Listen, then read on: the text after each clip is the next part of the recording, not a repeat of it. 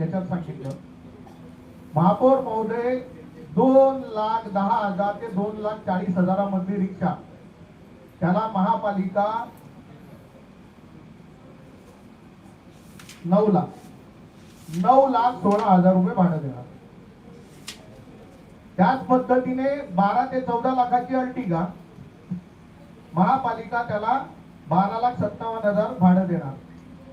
Tata S tempo ज्याची किंमत 6.5 लाख रुपये,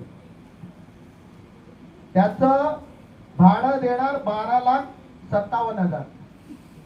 महापौर महोदय एकूणच जर भाड्याचं, आता माझ्याकडे मी बाकी पण भाडे आणले,